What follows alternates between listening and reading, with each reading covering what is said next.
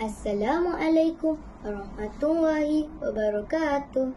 Saya Haris Nufail bin Roza Syafuddin dari kelas 5 Al-Farabi ingin membicarakan sebuah buku yang telah saya baca. Tajuk buku yang ingin saya bicarakan pada hari ini ialah My Best Buddy. Sedikit pengenalan bagi buku ini, ia merupakan hasil karya Sharina Elisa dan diterbitkan oleh Bookyard pada tahun 2019. Buku ini mempunyai 137 muka surat. Saya telah menghabiskan masa selama 2 hari untuk menyelesaikan membaca buku ini. Mari saya ceritakan serba sedikit sinopsis buku cerita ini. Buku cerita ini mengisahkan seorang gadis yang bernama Yaya yang sangat lurus bendul. Yaya ialah seorang gadis berkulit hitam seperti arang dan dia sering menjadi ejekan rakan-rakan sekelasnya. Setiap orang yang mengenali Yaya pasti tidak suka padanya, malah sentiasa menghina fizikalnya. Yaya yang sedih dengan keadaan itu sering memencilkan diri dari orang lain. Akhirnya, beliau berkawan dengan seekor itik yang bernama Oci.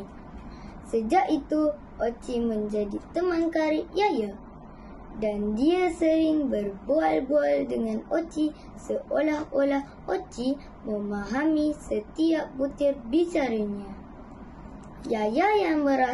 Yaya sangat merasa sedih apabila tiba-tiba Oci, si itik kesayangannya, mati.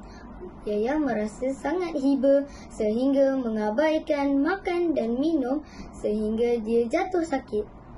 Selang beberapa lama, secara tiba-tiba muncul seorang lelaki yang kacak ingin berkawan dengan Yaya. Yaya berasa selesa dengan lelaki tersebut yang diberi nama Koci. Tanpa Yaya sedari, Koci ialah jelmaan si itik yang telah mati. Itik tersebut merasa hiba melihat Yaya bermuram durja akibat kematiannya. Oleh itu, ia menjelma menjadi seorang lelaki tampan, lalu menawarkan diri menjadi teman baik kepada Yaya. Akhirnya, Koci memberanikan diri memberitahu Yaya bahawa dia sebenarnya ialah jelmaan Oci, si itik yang telah mati.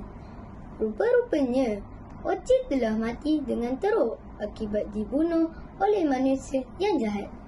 Kesudahannya, Yaya dan Koci telah sama-sama berjanji tidak akan meninggalkan satu sama lain. Mereka juga berjanji akan sentiasa ada saat susah dan senang. Yaya dan Koci kekal bersahabat baik selama-lamanya. Mengapa saya suka membaca cerita ini? Cerita ini memberi banyak pengajaran kepada saya. Antaranya ialah kita tidak boleh memilih paras rupa jika ingin berkawan dengan orang lain kerana akhlak terpuji yang seharusnya diutamakan dalam erti persahabatan. Sekian saja bicara buku saya pada hari ini. Akhir sekali, saya menyuruh rakan-rakan sekalian untuk menanamkan sifat rajin membaca sedari kecil. Ini kerana dengan membaca, kita akan mendapat banyak manfaat dan kebaikan.